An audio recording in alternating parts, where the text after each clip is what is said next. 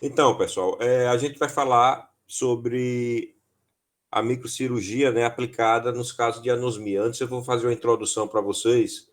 Vocês estão me vendo ou só estão vendo a tela? A gente tá te vendo também. Os dois, Então, professor. eu não estou vendo vocês, só estou vendo aqui a minha tela, mas não tem problema. Enfim, então eu vou comentar com vocês, falar alguns pontos referentes à anosmia para vocês entenderem. A anosmia era uma situação que na medicina nunca se deu muita importância dentro da otorrinolaringologia, porque era um sintoma muito raro de, de nós recebermos esses pacientes no consultório.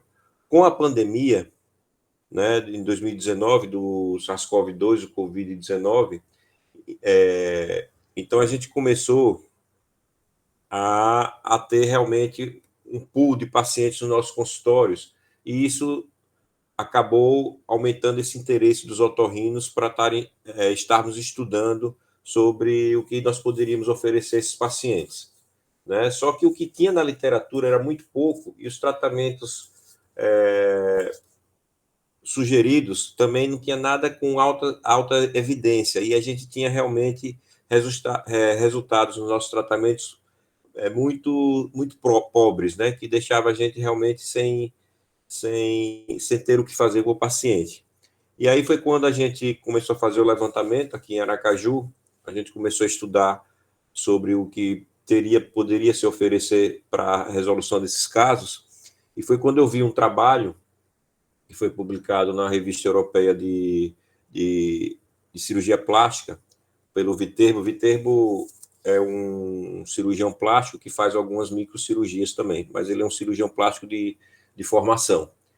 E foi quando eu conversei com o doutor Alex, né, com o professor Alex, e aí eu disse, Alex, o que é que você acha? Vamos começar a fazer. Agora, a gente lendo o trabalho, a gente viu algumas coisas dentro da minha área, lógico, né, que eu achava que poderia a gente ter um ganho melhor de resultado, porque a gente poderia ter a aplicação da transferência nervosa numa região que a gente pudesse ter essa interconexão e ter um resultado melhor de regeneração desse neuroepitélio olfatório comprometido.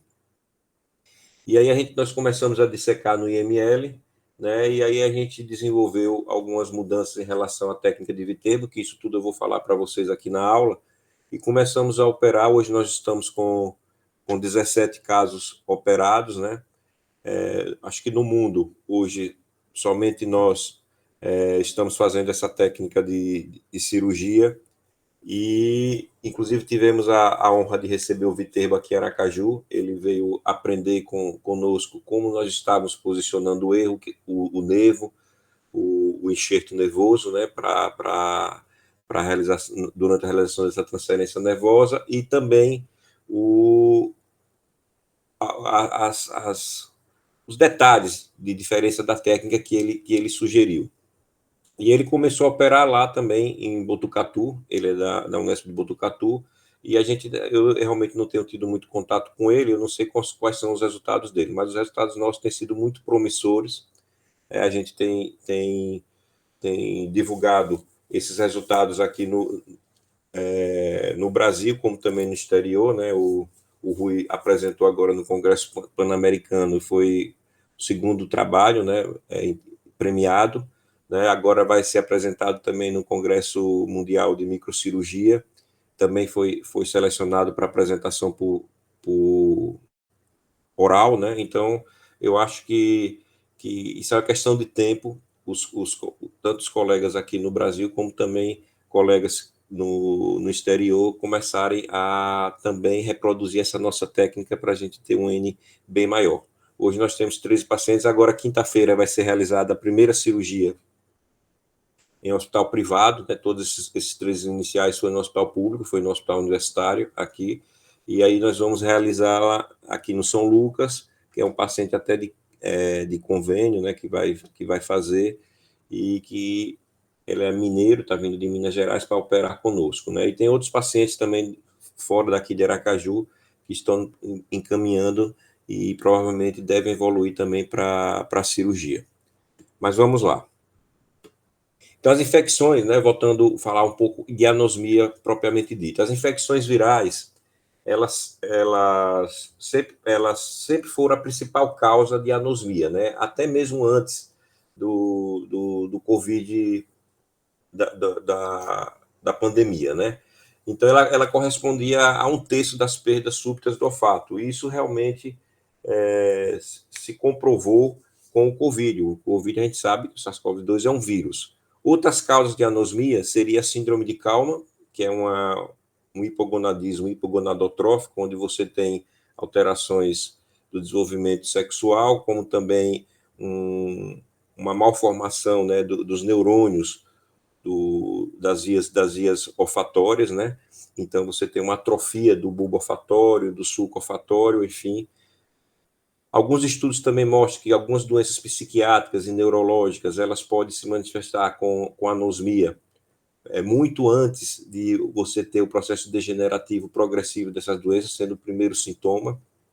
Traumatismos crânioencefálicos, lógico, se você tem o bulbo olfatório, né, exatamente nessa região, e com um traumatismo você pode romper aqui os axônios que saem do bulbo para exatamente para as terminações do neuroepitélio olfatório. Então, o traumatismo é uma das causas. As toxinas inaladas, doenças nasossinusais crônicas, e na verdade, as toxinas e as doenças estariam mais relacionadas a um processo condutivo, né, das partículas odoríferas não chegarem nessas terminações nervosas aqui do neuroepitélio olfatório, como também idade avançada, pela neuropatia degenerativa, né, de outras doenças associadas a outras doenças de base, como diabetes, né, levando a neuropatia também, né, progressiva. Então, são várias causas em relação à etiologia, mas a anosmia, ou a perda pelo vírus, sempre foi a causa principal. Só que com a pandemia a gente começou a ter realmente uma incidência altíssima desses pacientes nos nossos consultórios. Então, a anosmia, são alguns dados epidemiológicos. A anosmia ela se mostra mais prevalente nas mulheres, como também a, a própria infecção do SARS-CoV-2, levando a outras complicações, também é mais prevalente em mulheres. Né? Ela é um sintoma precoce, né? No caso da Covid-19, geralmente ela surge até final da primeira e segunda semana, e depois o paciente geralmente recupera até 1 mês e meio, 2 meses. A incidência é altíssima, né, dos pacientes com Covid, ou seja, 80% desses pacientes eles desenvolvem a anosmia. Né? Ela foi considerada um sintoma praticamente patognomônico da Covid, né, porque ela poderia se apresentar em algumas situações até mesmo isoladamente. Você vê que em 11 a 35% poderia ser o único sintoma desses pacientes com Covid. O curso transitório que eu falei para vocês, né, em 30 dias geralmente recupera. Por que acredita-se que ocorra essa recuperação natural? Porque eu vou falar um pouco do neuroepitélio olfatório, nós temos as células basais do neuroepitélio olfatório, que elas se diferenciam, né? E são células indiferenciadas, que elas se diferenciam através de ciclos intermitentes, tá? Então, é exatamente nesse período de diferenciação, quando você tem uma destruição, um comprometimento, uma degeneração provocado pelo vírus, e depois desse período de 6 a 8 semanas, essa célula se diferencia, o paciente pode recuperar o olfato, se essas células basais também não forem comprometidas pelo processo inflamatório do COVID. Então, nós temos, olha, como nós temos muitos casos ainda que vão surgir para a gente, né? Nós temos mais ou menos 270 milhões de pacientes que foram acometidos por Covid. Desses, aqui como a gente mostrou aqui, 80% apresentaram anosmia, né? Então, você vê aí 270, vamos colocar aí para aproximar 300, né? 240 milhões apresentaram anosmia, e desses vamos trabalhar com a porcentagem menor, 7%, que persistem com essa disfunção olfatória, então é uma prevalência realmente altíssima de pacientes que estão sequelados com distúrbios de Covid e que a gente vai poder atuar nesses pacientes. Isso eu digo principalmente nas primeiras cepas, porque com a vacinação, esse sintoma de anosmia, ele se tornou muito menos frequente do que logo que surgiu na pandemia. Só que esses pacientes estão vindo para a gente agora para a gente tratar essa sequela. Então, aquilo, resumindo, né, se o neuroepitélio olfatório, como ele tem a capacidade regenerativa, né, pelas células, as células que a gente chama células troncas, células basais que eu falei ainda há pouco para vocês, se elas não forem danificadas, o paciente pode recuperar. Se forem danificadas, aí não tem muito, o processo degenerativo, ele se torna progressivo e irreversível. Então, falando um pouco da fisiopatologia, esse é o neuroepitélio olfatório. Você tem aqui, ele é composto de algumas dessas células, né? Célula de sustentação, as células olfatórias neurológicas propriamente ditas, né? Que é o neurônio. Você tem aqui o neurônio, você tem as terminações nervosas, dendritos, e aqui o axônio, que vai fazer sinapse exatamente aqui a nível do bulbo olfatório. E as glândulas de Bowman, né? E as células basais que eu falei para vocês anteriormente. Então, se o vírus, ele, por incrível que pareça, ele tem a prevalência de acometer principalmente as células de sustentação das glândulas de Bowman e as células basais, não o neurônio propriamente dito. Só que para a homeostase, para o funcionamento exatamente, para gerar aqui a despolarização e o paciente, a transmissão através do sistema nervoso, o paciente ter a sensação do olfato, essas células elas não podem estar não podem ter um processo inflamatório. Então, apesar da célula não ser prevalência do vírus, a célula nervosa propriamente dita, mas o acometimento dessas células aqui, eles acabam alterando, esse processo inflamatório altera toda essa homeostase que é responsável pelo olfato. Então, o receptor da enzima conversora de angiotensina 2 e a protease transmembranase serina 2 são os sítios de conexão da proteína spike do SARS-CoV-2. Então, eles se unem principalmente, como eu falei para vocês, na célula de sustentação, glândulas de Bowman e células basais. Então, é isso que acontece no processo inflamatório e de degeneração desse epitélio. Neuroepitélio específico, neuroepitélio olfatório. Aqui são alguns estudos que logo que surgiu, tentaram correlacionar, né, já tentando entender melhor a questão da anosmia. Eles observaram que a interleucina é uma citocina pró-inflamatória, que ela marca a gravidade da infecção por SARS-CoV. Só que quando já que ela ativa as vias apoptóticas por meio do fator de necrose tumoral alfa. Só que eles tentaram correlacionar que se você tivesse scores, níveis plasmáticos altíssimos de interleucina, talvez aqueles pacientes fossem mais propícios a desenvolver anosmia, mas isso não mostrou correlação, tá? Com esses níveis plasmáticos de interleucina. O zinco, sim, eles observaram que os pacientes com Covid, eles tinham uma deficiência de zinco, tá? E esse zinco, ele era utilizado pelo vírus na sua replicação. Então, ele era consumido. E, consequentemente, a anidrase carbônica, que é uma enzima importante nessa fisiologia do olfato, ela que é dependente do funcionamento dela do zinco, ela era comprometida e o paciente acabava não tendo um comprometimento na fisiologia do olfato. E esses são os estudos mais atuais que estão sendo feitos, né, para entender melhor essa fisiopatologia. Primeiro, é que eles observaram que ocorre uma apoptose, uma destruição das células olfatórias, né, por esse processo inflamatório, como mecanismo de defesa para impedir a progressão viral, né? E que esses vírus também, através da ação da proteína NSP13, que está presente no coronavírus, né, eles acabam comprometendo os cílios olfatórios, né, os dendritos olfatórios. Então, eles acham que isso aqui também tem uma correlação muito importante no desenvolvimento da perda do olfato e na destruição desse neuroepitélio olfatório.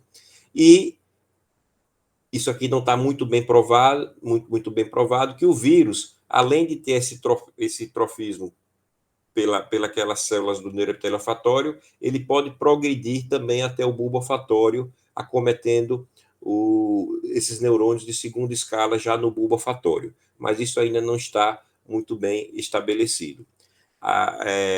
Esses marcadores que eu mostrei para vocês aqui, eles são presentes também no pulmão, nos rins. Por isso que os pacientes com COVID, eles tinham desenvolvido insuficiência respiratória, né, aquelas pneumonias virais com complicações seríssimas, insuficiências renais, porque seriam os mesmos receptores que existem no neuroepitélio olfatório, para vocês entenderem melhor. E esses são o que se acredita, o que está sendo mais discutido hoje em dia, em termos de estudos, né?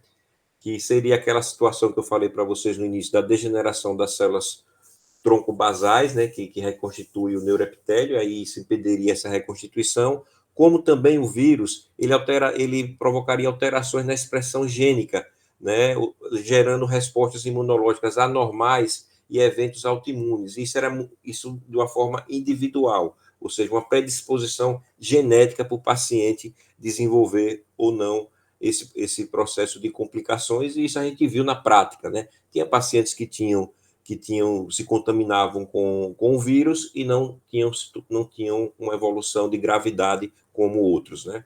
Então, esse estudo já deslumbrando esse comprometimento na genética do paciente, né, nas expressão gênica do paciente, por conta dessa contaminação por vírus, é o que está sendo muito estudado hoje em dia. Então, a gente vai falar agora do tratamento, né? Então, quando a gente fez o levantamento, a gente viu na literatura o que mostra aqui nesses diversos trabalhos, um baixo nível de evidência científica para diferentes formas de tratamento clínico, né? Na fase aguda, foi tentado corticoides orais, ácido alfa-lipoico, zinco. Na fase crônica, vitamina A, melatonina, citrato de sódio, ômega 3, pentoxifilina. Isso tudo são drogas que têm um grande objetivo, um objetivo final, que é exatamente tentar regenerar a porção nervosa cometida pela destruição que o nervo, pelo processo inflamatório que o nervo ocasionou. Então, aqui são trabalhos clássicos na literatura. A gente teve a satisfação de conhecer Hummel, né? Hummel é um alemão, né, que é um estudioso, um pesquisador nessa área do olfato, né? Então, ele avaliou, ele mostrou, né, um dos primeiros trabalhos deles, ainda em 2002, antes da COVID, né, nos casos de anosmia por outros vírus, ele mostrou que o ácido alfa-lipoico, nessa dose aqui de 600 miligramas, apresentava algum tipo os pacientes conseguiam evoluir com algum tipo de melhora, de regeneração desse neuroepitélio, né? Ele mostrou também que a vitamina A intranasal, né, que hoje a gente tentou usar isso aí, só que o meio que a gente usa para preparar nos laboratórios de manipulação, ele é muito irritativo para a mucosa nasal. Então, o paciente tem pouca tolerância para usar a vitamina A intranasal. Mas ele apresentou ele mostrou no trabalho em 2017 que o paciente tinha uma melhora também na discriminação olfativa quando eles foram acometidos de anosmia, ou seja, uma melhora relativa. Esse outro autor também mostrou os benefícios do citrato de sódio intranasal, né? O citrato de sódio, ele melhora exatamente esse processo de despolarização desse neurônio, das células nervosas propriamente ditas no neuroepitélio olfatório. Essa outra estudiosa aqui, a Zara Patel, a gente teve a oportunidade também de conhecê-la, ela, ainda em 2020, antes mesmo da Covid, ela utilizava o ômega 3, né, exatamente em pacientes com distúrbio de olfato que eram submetidos a cirurgias de hipófise, porque na cirurgia de hipófise você faz uma abordagem, né, uma via para o neurocirurgião operar transnasal, né? Então, a gente fazendo essa via transnasal para abordagem neurocirúrgica, você acaba destruindo parte desse neuroepitélio olfatório, e os pacientes apresentavam diminuição do olfato. E ela começou a usar o ômega 3 e ela conseguia algum certo grau de regeneração desse neuroepitélio. E a maioria dos estudos, que é utilizando corticóide sistêmico e tópico, junto com o treinamento olfativo, todos foram inconclusivos. Então, a nível de como eu falei para vocês, existe um baixo nível de evidência científica para esses diversos tipos diferentes aqui de tratamentos. O único que ainda é mais aceito na literatura é o tratamento de treinamento olfativo, né, onde você oferece ao paciente seria uma fisioterapia do olfato, né? O paciente ele é estimulado, ele vai realizar, né,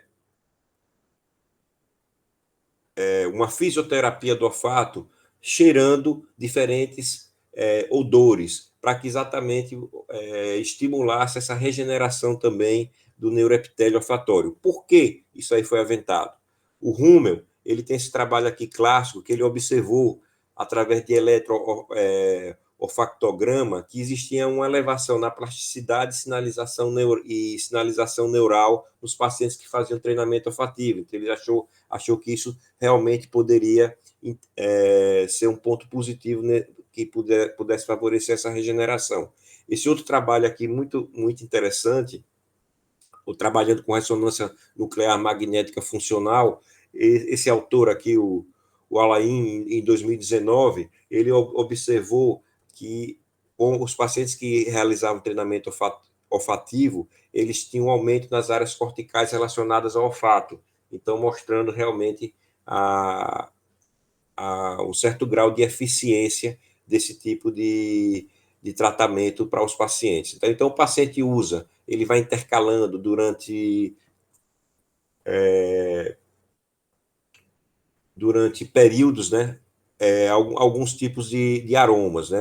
Ele faz inicialmente com rosa, eucalipto, limão, cravo, depois mentol, tomilho, tangerina, jasmim, aí vem chá verde, bergamota, alecrim, gardênia. Então, isso aí ele vai fazendo esses treinamentos e a gente usa esse tipo de abordagem porque é o único que tem nível de evidência A na literatura.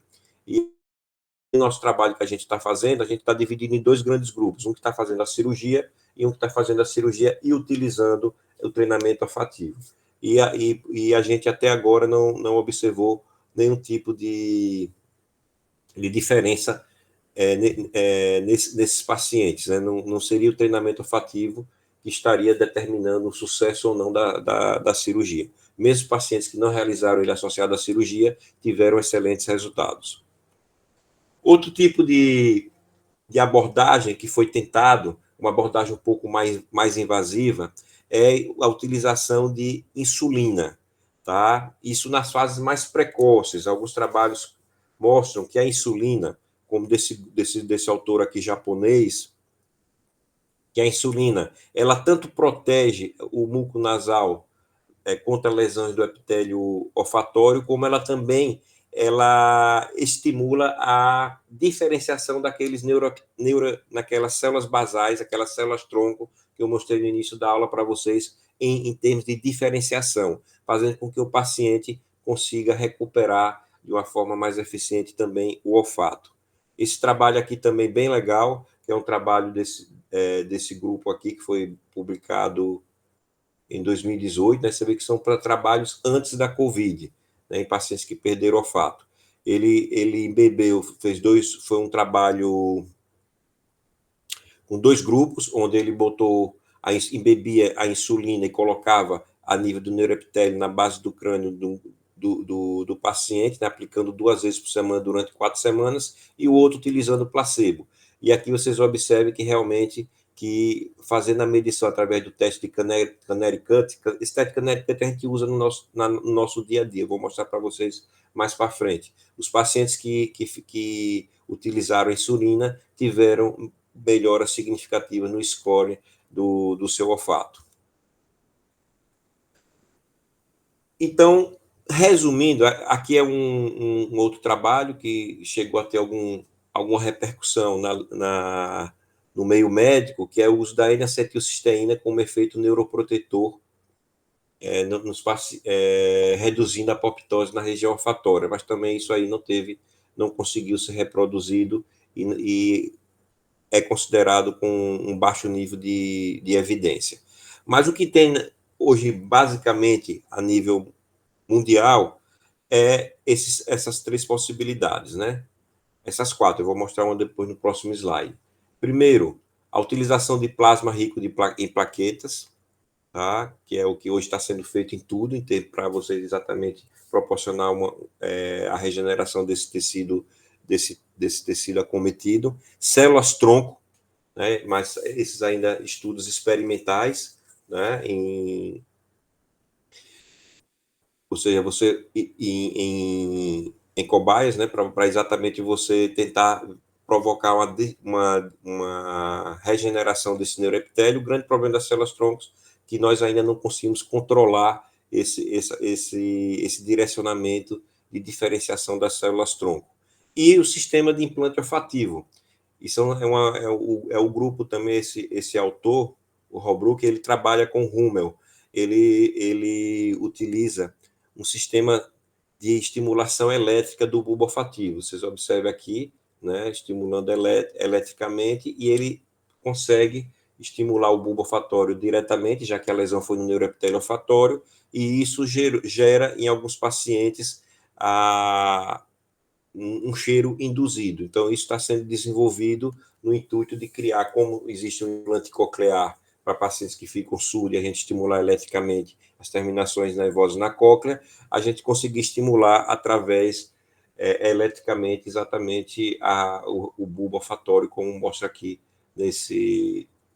nessas duas fotos aqui, em pacientes que foram operados e tiveram seu neuroepitélio por algum motivo, né, um tumor, e tiveram seu neuroepitélio olfatório comprometido. Então, eles estimulam diretamente e isso gera sensações olfatórias, né, de olfato nesses pacientes. Existe também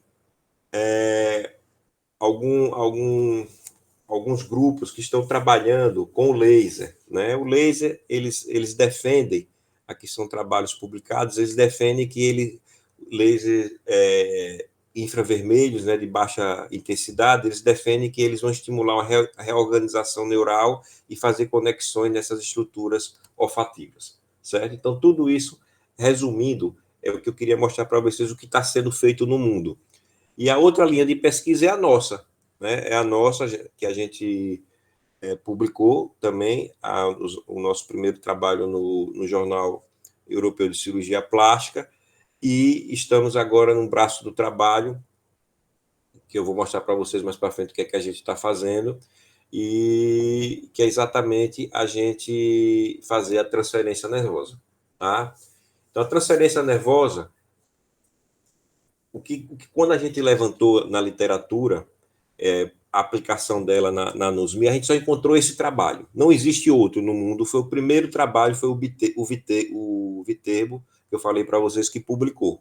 Tá? Ele teve um caso de anosmia traumática, isso foi em 2018, que ele publicou, então foi muito antes também do Covid, e foi um caso de anosmia traumática.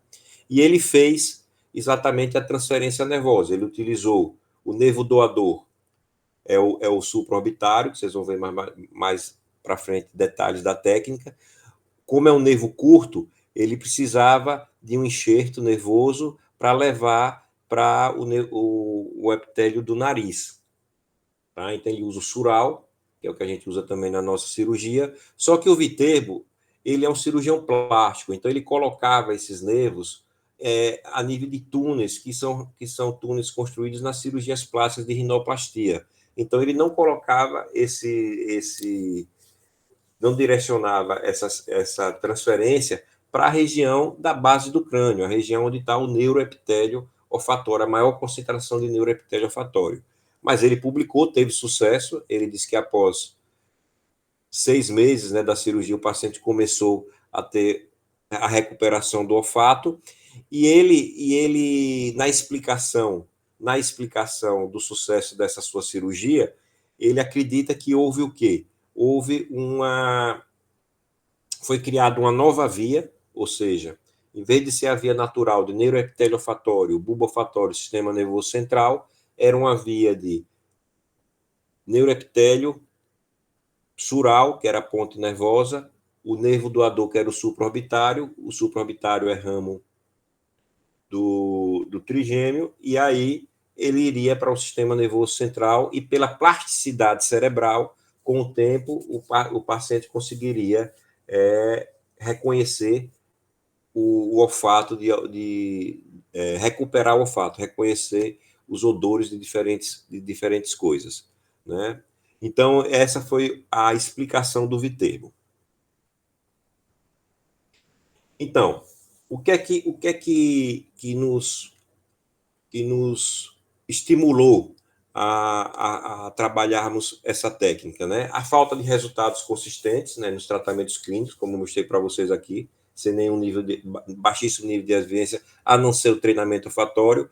E, para ser sincero com vocês, todos os pacientes que eu realizei treinamento olfatório antes de a gente fazer esse procedimento cirúrgico, e aquelas drogas, ácido alfa-lipoico, melatonina, citrato de sódio, enfim, ômega 3, vitamina A, eu já utilizei de tudo nos pacientes, não apresentava melhora nenhuma, mesmo com o treinamento olfatório, né? Então, foi isso que me levou a conversar com o Alex, e a gente acabou começando a realizar essa cirurgia, tá? Então, nós acreditamos que, independente dessas possíveis etiologias e evoluções, essa técnica de transferência nervosa, ela é a melhor técnica para restabelecer condições neurofisiológicas, né, mais favoráveis para a recuperação funcional desse neuroepitélio, tá? Então, por isso que a gente começou a trabalhar essa técnica, e estamos tendo realmente resultados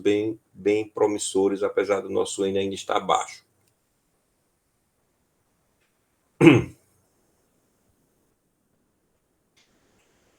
Então, transferência nervosa. Eu vou falar aqui, não vou ensinar para vocês o que é transferência nervosa, vocês já estão aí, já começaram o estágio de vocês de neurocirurgia, né? De microcirurgia. Então, transferência nervosa consiste o quê? Você transferir fascículos de um nervo funcionante, no caso da anosmia, o supraorbitário, a um nervo não funcionante, com o objetivo de restaurar a função desse nervo. Qual é o nervo funcionante, não funcionante? As terminações do neuroepitélio olfatório, né, as terminações nervosas. O princípio fundamental, lógico, de qualquer transferência muscular é deixar o mínimo de sequelas. Sempre vai haver, mas são sequelas que não vão comprometer o paciente, né? As sequelas do nervo doador. No caso do supraorbitário, o paciente fica com a parestesia, nessa região que recupera. Alguns tiveram alguma quedinha de cabelo que depois recuperou, tá? Então, são situações que podem acontecer em qualquer transferência nervosa. E ela, como vocês aplicam muito nas cirurgias reconstrutivas, quer sejam ortopédicas ou outras que vocês estão fazendo com o professor Alex, né? Então, o objetivo sempre clássico é restaurar funções motoras, né? Em algumas situações, funções sensitivas. E essa é a grande crítica do nosso trabalho, né? Que nós estamos trabalhando com modalidades de nervos diferentes. E realmente está mostrado quando você trabalha com nervos da mesma modalidade, a eficiência dos seus resultados em qualquer procedimento de transferência nervosa, aplicado também na microcirurgia reconstrutiva, a eficiência vai ser maior do que você utilizar nervos diferentes, apesar de também ser eficiente o procedimento. Então, como nós trabalhamos com modalidades de nervos diferentes, ou seja, nós estamos trabalhando com o nervo somático, né, que é o supraorbitário, que é o nervo sensitivo, somático, comum, né, com nervos de sensibilidade especial, que é o olfatório. A gente sabe que o olfato é um nervo de sensibilidade especial, diferente dos somáticos sensitivos clássicos, tá? E existem outros tipos de transferências com modalidades de nervos diferentes, já feitos em outras cirurgias, como, por exemplo, utilizando nervos somáticos sensitivos, que eu vou mostrar mais para frente, com nervos autonômicos, tentando revitalizar inervações autonômicas. E o clássico nessas transferências de modalidades diferentes de nervos é essa cirurgia que é aplicada aqui na urologia. Tá? Na urologia, a gente sabe que quando o paciente faz uma cirurgia de próstata, ele tende a ficar impotente por conta desse comprometimento das terminações nervosas autonômicas.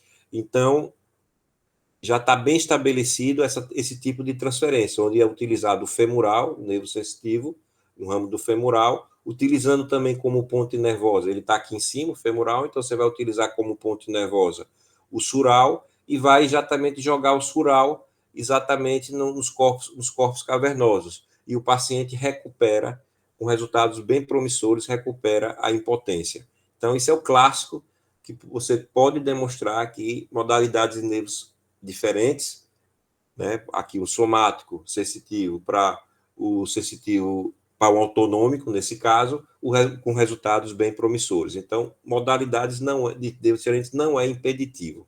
Lógico que se for da mesma modalidade, também tem trabalhos na literatura comprovando isso, seria o ideal. Então, esses são os 3 mecanismos que a gente acredita que esteja resultando na recuperação dos nossos pacientes. Em primeiríssimo lugar, por que eu digo em primeiríssimo lugar? Porque a gente está tendo uma recuperação muito rápida dos nossos pacientes. Se fosse através de um mecanismo de plasticidade cerebral, como foi aventado por Viterbo, o paciente não recuperaria tão rápido. Nós tivemos pacientes operados que, com 3 meses de cirurgia, ele já retornava dizendo que já estava recuperando parcialmente o seu olfato. Então a gente acredita que esse mecanismo de estabelecer conexões nervosas novas na região implantada com fatores neutróficos, né, por exemplo, fator de crescimento nervoso, estimulando a regeneração do nervo, seria o principal mecanismo. Lógico que a plasticidade cerebral pela via alternativa de neuroepitélio olfatório, aventada por Viterbo, o sural e o supraorbitário, levando também esse estímulo para o sistema nervoso central por outra via, e dependendo da plasticidade cerebral, parece ser também um fator que pode estar contribuindo, mas eu acredito que não seja o principal pela rapidez de recuperação. Isso talvez fosse um processo muito mais lento se fosse o principal mecanismo. E o mecanismo do babysitting, né? Onde é um mecanismo mais de conservação. Quando você faz, eu vou mostrar mais para frente, um trabalho que mostrou de uma forma elegante como funciona isso. Quando você mantém um nervo transferido para determinada região acometida, né, você vai manter o trofismo daquela região. Então, você mantém vai pelo menos impedir que a degeneração daquela região progrida. Então, esses seriam os 3 mecanismos principais que a gente está atuando quando fazemos a transferência nervosa no caso da perda que a gente acredita que esteja acontecendo no caso da perda do olfato. Aqui é um exemplo também que mostra a questão do primeiro mecanismo, né, dos fatores neurotróficos, como fator de crescimento neural, atuando na regeneração desses tecidos, né? Isso aqui é um trabalho clássico também dentro da oftalmologia. O professor Alex também já falou com alguns oftalmologistas para começar a fazer esse tipo de cirurgia. É uma cirurgia bem indicada em situações onde você tem degeneração da córnea, né? A queratopatia neurotrófica é uma situação bem específica e que se aplicaria bem esse tipo de cirurgia, porque você vai também provocar uma regeneração dessa córnea. Observe aqui esse paciente, né, como era a córnea dele antes e depois da transferência nervosa, muitas vezes impedindo que um paciente desse evolui para um transplante de córnea pela evolução natural da sua doença. Tá? Então, aqui, semelhante ao que a gente faz na anosmia, ele também usa o nervo supraorbitário como doador, e aqui a ponte nervosa também utilizando um outro nervo. Aqui eu não sei se aqui foi o sural que foi utilizado, mas tem um nervo aqui, outro, sendo utilizado de ponte nervosa. Ok? E o mecanismo do babysitting, que eu já falei para vocês, que é um mecanismo mais de vamos dizer assim, de manutenção do trofismo, de impedimento que aquela degeneração progrida, foi muito bem demonstrado nesse estudo aqui, é um estudo clássico, né, que foi publicado em 2018, desse autor, onde ele fez experimentos em ratos, né, e ele demonstrou que o reparo retardado de um nervo, ele é muito mais eficaz se você até fazer esse reparo, né, você fazer uma transferência nervosa para o corpo distal. Então, isso protege exatamente as fibras nervosas que perderam a conexão com o nervo onde houve a ruptura. Tá? Então, isso seria exatamente o mecanismo do babysitting. E a plasticidade cerebral, que a gente já falou, pelo mecanismo alternativo defendido por Viterbo. Então, essa é a grande diferença do que a gente construiu e começou a fazer em relação à técnica do Viterbo, né? Primeiro, o Viterbo ele é um defensor, todo o trabalho dele de microcirurgia, ele é um defensor, isso, Alex, que me chamou a atenção, e eu estava vendo nos trabalhos dele, realmente sempre ele é um defensor da neurorrafia término-lateral, né? E Alex disse, não, Ronaldo, vamos fazer a neurorrafia término-terminal, já que a sequela aqui vai ser uma sequela pequena, que vai ser possível o paciente recuperar, e aí realmente isso é o que está acontecendo, e a gente vai conseguir direcionar um número maior de axônios para a região do neuroepitélio olfatório. Então, nós trabalhamos com a neurorrafia término-terminal, aqui a nível do sural em relação ao supraorbitário. Tá? É lógico que a sequela vai existir, porque a gente acaba cortando realmente o supraorbitário, mas que a inervação em volta, os trocleares, eles acabam suprindo esse déficit, ok? Então, outra diferença da nossa técnica é que o posicionamento dos feixes nervosos. Como eu falei para vocês, o Viterbo ele colocava os feixes do nervo em incisões plásticas, tá? Então você não conseguia chegar com essas terminações nervosas o mais próximo possível do neuroepitélio olfatório, tá? E a gente conseguiu, através da utilização da técnica facilitadora da cirurgia endoscópica, posicionar o mais próximo possível a esse nível do neuroepitélio olfatório, que eu vou mostrar para vocês mais para frente, tá? Outra diferença que a Alex sugeriu é exatamente isso aqui, né? Ele retirar o epineuro nessa porção terminal e individualizar aqui os fascículos. Isso aqui a gente conseguiria espalhar melhor esses axônios a nível dessa região próxima ao neuroepitélio olfatório.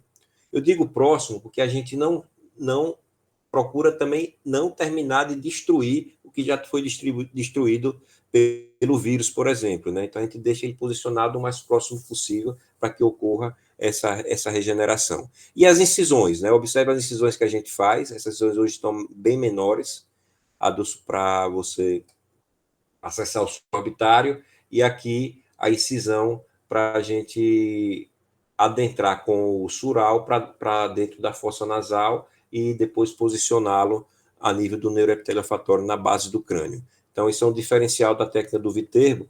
Se vocês observarem aqui na técnica dele, ele faz uma incisão bem maior, né, do que a nossa, né? Apesar que aqui também não deixa cicatriz, porque ele aproveita aqui um sulcozinho da pálpebra superior. Então, a epidemia começou em 2019, nós tivemos o nosso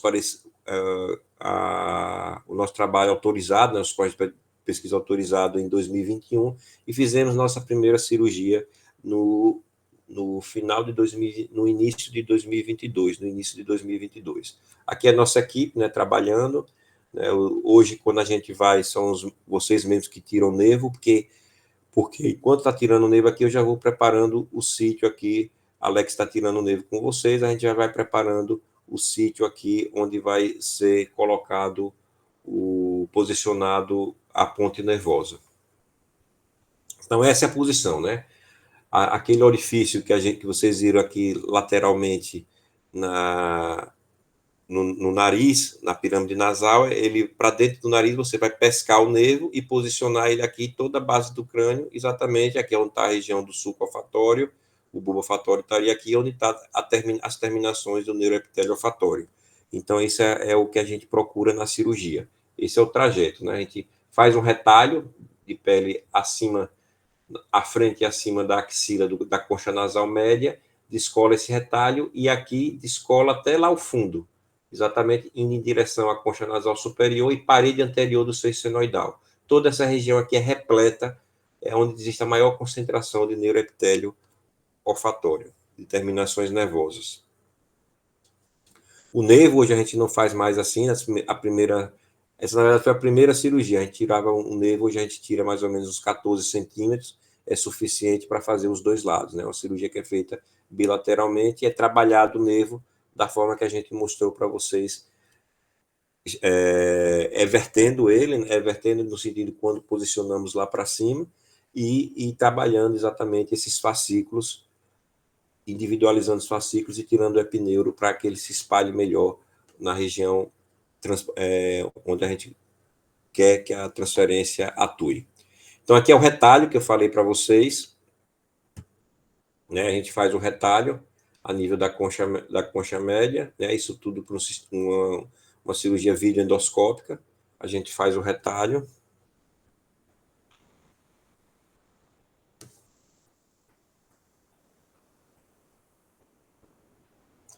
E descola até lá atrás, indo em direção aqui, descolando o retalho.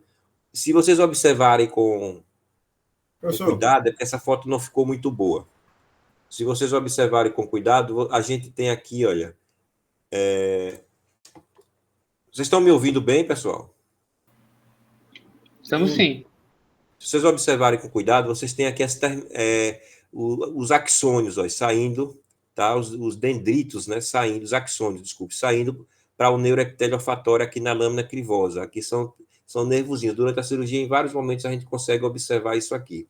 E aqui é o túnel que a gente está criando, onde o nervo vai ficar, onde a gente vai acomodar a ponte nervosa. Tá? Aqui é o túnel feito, né? Oi, pode falar. Esse retalho que o senhor falou é para acessar, é para tirar a mucosa para expor o neuroepitélio? Qual o objetivo desse retalho? O retalho é exatamente porque é onde a gente vai posicionar o nervo, né? Se eu colocasse o nervo exposto aqui, primeiro que eu não devo expor nervo, né? O nervo não pode ficar exposto, solto dentro do nariz. Então eu tenho que colocar ele na região da submucosa, o mais próximo possível do neuroepitélio olfatório, que é ele ultrapassando aqui, tá? Então aqui ele vai ficar exatamente muito próximo desse neuroepitélio, numa região submucosa. E a própria mucosa vai segurar esse nervo. Ela vai segurar. Vocês vão ver aqui no final da cirurgia. Deixa eu mostrar aqui o vídeo para vocês. Aqui, ó, eu estou fazendo o descolamento, né? Que é onde eu vou colocar o nervo. Aqui é na base do crânio. Se eu entrar aqui, eu entro no cérebro do paciente. Aqui é o teto do nariz, é a base do crânio, base anterior do crânio. Aqui por cima está o bulbo olfatório, tá? O sulco olfatório e o bulbo olfatório. Aqui é o orifício que a gente faz naquela incisão lateral da pirâmide nasal para passar o nervo. Aqui é uma visão interna, né? Depois de feito esse orifício. Aqui o nervo supraorbitário dissecado, é o nervo doador. A gente faz esse túnel, né? Subcutâneo, né? Para exatamente levar a ponte nervosa que vai ser suturada aqui no supraorbitário para aquele orifíciozinho e eu pescar aqui, ó. E aí eu vou pescar ele dentro do nariz. E aqui eu estou pescando ele dentro do nariz e posicionando no túnel. Ó, eu estou pescando o nervo, já trabalhado, né, fascículos trabalhados, e estou levando ele lá para o fundo, onde a gente fez o túnel. E do lado direito eu estou reposicionando o retalho. Quando eu reposiciono o retalho, observe que o nervo em nenhum momento fica exposto. Ele está por debaixo desse retalho. indo lá para trás. Deu para entender? Entendi. Então, o retalho é para cobrir o nervo, né, professor? Para não É para ficar... cobrir o nervo, para cobrir o nervo. E você fazendo de uma forma submucosa, você está exatamente pegando os fascículos, os axônios, exatamente entrando nesse neuroepitélio olfatório, o mais próximo possível, que é onde a gente quer atuar, né? Que as substâncias neurotróficas atuem, né? Do enxerto nervoso transferido. O E é o que caminho, mantém o nervo em contato, né? Na posição, né? Ou não? Pelo que eu O entendi, é o retalho vai próprio ajudar a fluxo. manter o nervo na posição, exatamente. Vai ajudar a manter o nervo na posição. o caminho é inteiramente submucoso. Desculpe. O caminho que ele faz quando ele entra pela osteotomia é inteiramente submucoso. É porque o meu som do meu computador tá ruim. É inteiramente o quê? Submucoso. Submucoso. Porque, olha, veja aqui, olha. Porque você vai pescar ele, Olha, certo? eu vou suturar aqui, onde vocês estão vendo. Estão vendo aí o nervo, né? Sim. Eu vou suturar aqui. Aí eu vou por debaixo da pele aqui, ó. Vou por debaixo da pele aqui. Sim. Faço esse túnel e pesco o nervo. Aí ele aqui pescado, tá vendo?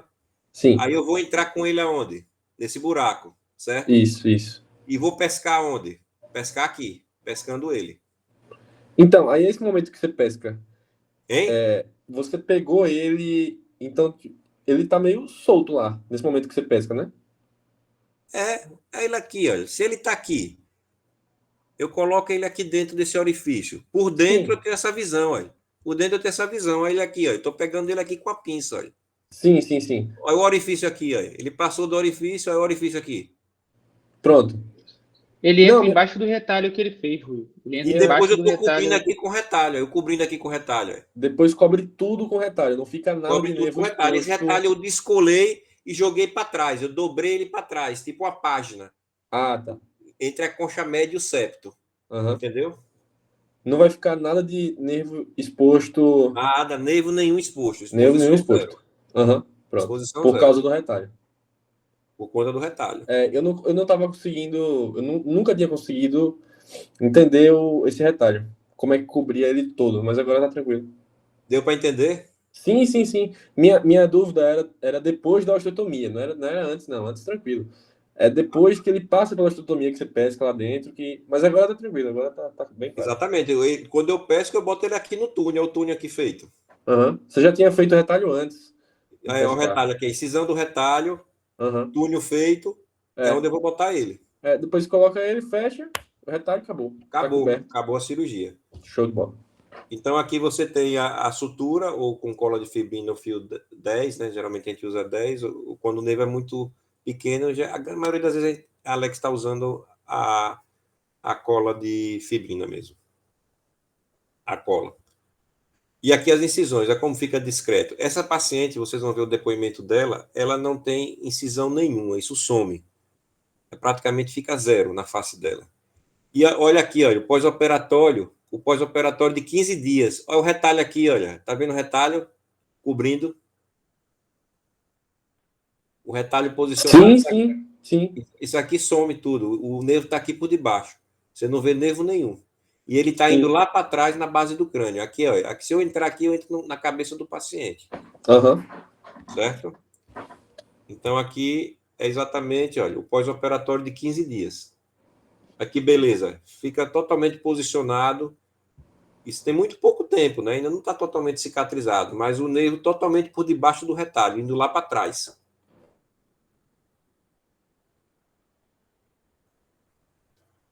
Ok? Ok. Então, esses são os grupos do nosso estudo. Um grupo que está em andamento, né? Um grupo apenas com procedimento cirúrgico, outro com procedimento cirúrgico e treinamento olfativo, outro submetido a só treinamento olfativo e que não foram submetidos a nada, né? Para a gente exatamente fazer o estudo estatístico.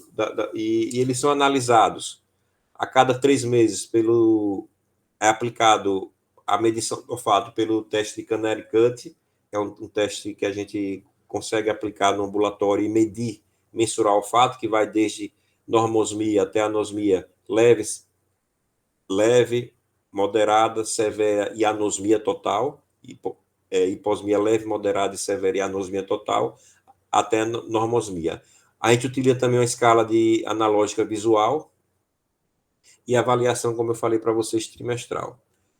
E esse é o nosso braço, né, que a gente tem um primeiro trabalho publicado, e esse é o que vai sair agora a publicação. No meio, depois de mais ou menos uns 5 pacientes operados, nós tivemos a ideia de biopsiar e correlacionar o grau de degeneração. Esse é o último trabalho na literatura que nós achamos, falando do grau de degeneração de um paciente com anosmia, que estudou biópsia desse neuroepitélio. Aqui é um esquema. É o que a gente está fazendo. A gente está correlacionando o grau de degeneração com o resultado da cirurgia. Esse trabalho foi Yamagishi que publicou. E a gente está tendo realmente achados bem interessantes, apesar de até agora termos analisado apenas 7 pacientes. Então, o grau de degeneração, na maioria dos nossos pacientes com anosmia ou hiposmia severa, ele está num grau 3 ou 4, ou seja, um epitélio atrófico e que não tem mais nenhum padrão de neuroepitélio olfatório normal, certo? Onde você consegue ver aqui as 3 camadas, células basais, as células nervosas propriamente ditas, as células de sustentação. Aqui elas estão mais esparsas, você já tem os dendritos também já comprometidos, esses microvírus aqui, né? E aqui você vê que praticamente você já não tem a presença de terminações nervosas, né? O grau 3 é essa situação que a gente pega dos nossos pacientes, na maioria das vezes.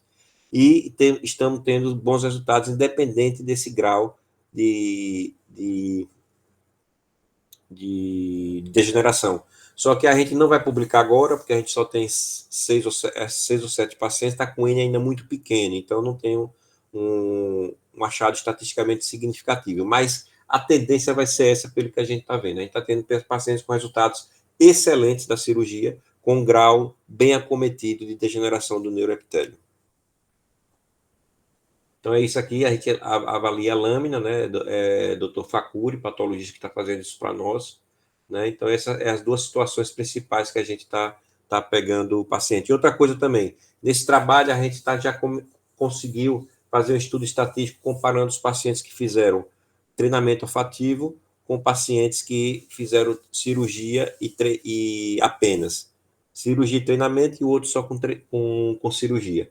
E não vimos diferença em termos de resultado, apesar do N pequeno, precisa de mais resultados para ter uma estatística significativa, mas nós não vimos diferença nos que faziam ou não treinamento olfativo pós-operatório, que eu acho que é importante, porque quer queira, quer não, você está estimulando.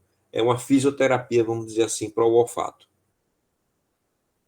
Esse foi o nosso primeiro trabalho, que foi brilhantemente apresentado aí por Rui, né, no Chile, que a gente foi premiado lá, né, em segundo lugar, e ele vai apresentar agora, depois eu vou passar os dados mais atualizados para ele em Barcelona. É você mesmo que vai apresentar, né, Rui? Isso. Então, aqui são os scores. Observe que quando você vê na escala analógica visual, que todos os pacientes, né, a maioria dos pacientes apresentaram melhora, né, um grau de satisfação. Esse não. Esse foi o paciente que teve resultado ruim na cirurgia, mas a maioria teve melhora. Então, essa é a tabela dos nossos pacientes até agora, né, são 13 pacientes. Agora, quinta-feira, vai ter o 4º paciente. E olha que interessante, essa paciente de 52 anos com anosmia total, ela, na primeira avaliação de 3 meses, ela chegou a normosmia. Anosmia nos 2 lados, normosmia e hiposmia moderada. Isso não é plasticidade cerebral. Isso aí é regeneração de neuroepitélio. Né? Isso é regeneração, é reconexão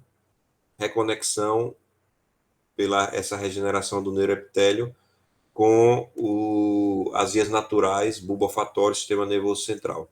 Então, na verdade, a gente está provocando a situação que consegue esse neuroepitélio regenerar pela essa rapidez de melhora. Outro paciente aqui que teve uma melhora muito boa, deixa eu ver aqui para vocês, para eu mostrar.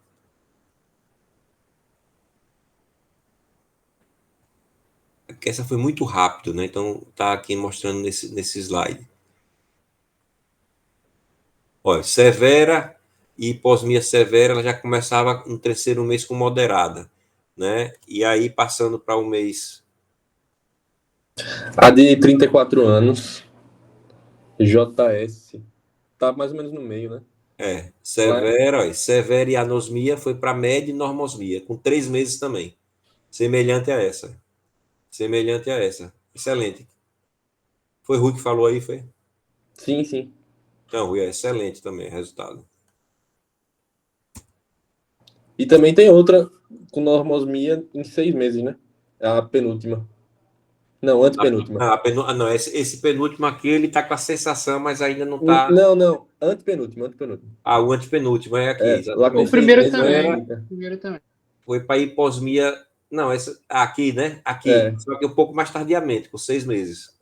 O primeiro Né? que o Marcelo A falou. regeneração dela foi um pouco mais tardia. Mas Aí mesmo precisa assim. ver se o grau de degeneração dela já era um grau de degeneração nível 4, em vez de nível 3. Talvez possa ter demorado um pouco mais. Então, tudo isso tem como ser avaliado estatisticamente, né?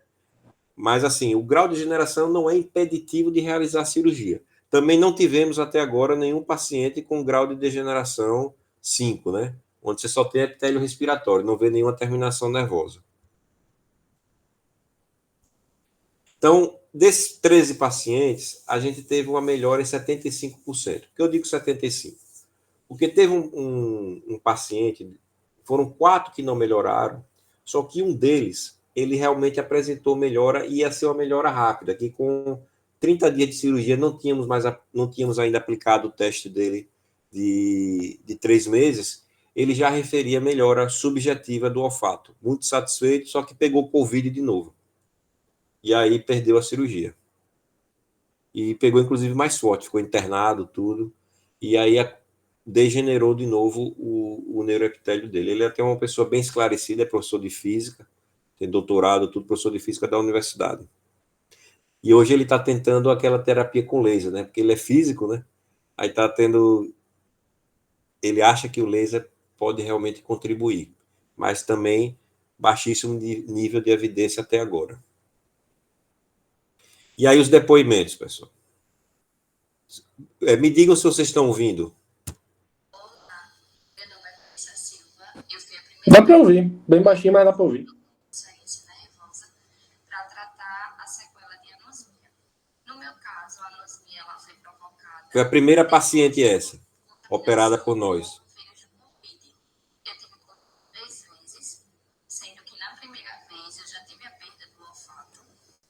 Depois da segunda contaminação, eu perdi 100% e não consegui recuperar. Foi quando eu resolvi procurar profissionais para ajudar a solucionar o meu problema. Fui em 5 especialistas, o último foi o Dr. Ronaldo, os outros primeiros indicaram terapia medicamentosa, fiz muita terapia alternativa, muito treinamento olfatório e o olfato não retornou.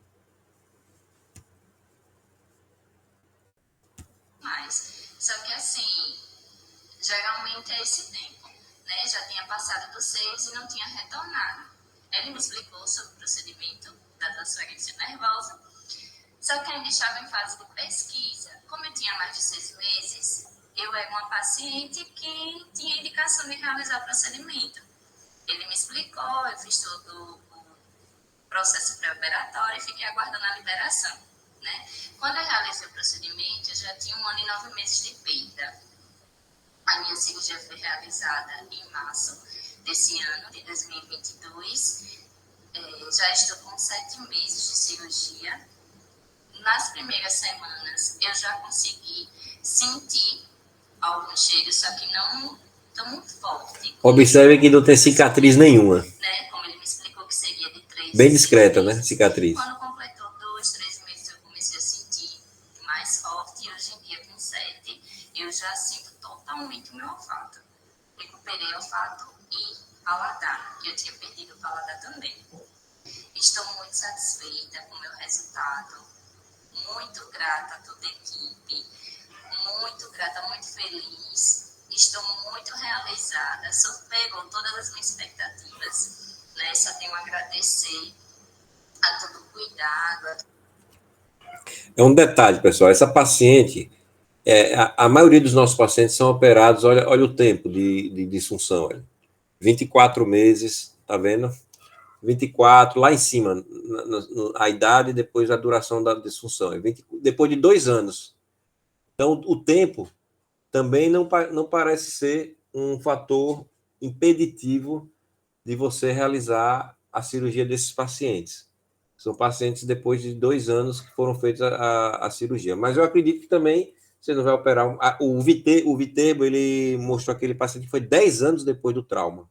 E ele conseguiu recuperar fazendo a cirurgia daquela forma, né, com aquelas diferenças técnicas. E os nossos, talvez também a gente precisa comparar depois com o decorrer dos anos se a gente vai ter resultados menos promissores do que nós tivemos com pacientes operados mais precocemente, mas um precoce relativo, né? Você vê que a maioria aí após 2 anos de perda do olfato. Aqui mais um depoimento.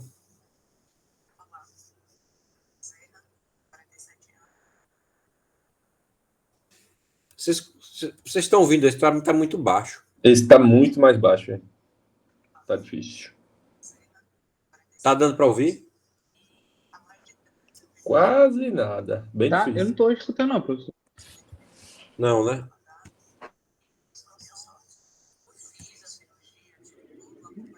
Pra mim aqui eu não tô conseguindo escutar direito, não. Tá muito baixo. Deixa eu ver essa daqui.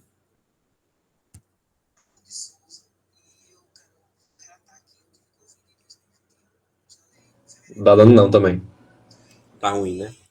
Pronto, então, mas assim, é só depoimento, né? Para dizer, essa é a última, viu? Que melhorou com 3 meses. Esse depoimento aí, a Ruth. Bem, pessoal, então, se vocês quiserem acompanhar a gente no Instagram, aqui é o meu endereço. A gente sempre posta alguma coisa de otorrino, se vocês quiserem tá vendo, né? Das cirurgias que a gente faz dentro da otorrinolaringologia. E aqui foi quando nós já recebemos o Dr. Viterbo, né? Ele veio aqui no HU exatamente trocar experiência aí com o que a gente o que nós estamos realizando. E quinta-feira agora vai ter uma cirurgia. Quem é que vai tirar o nervo? É você, Rui?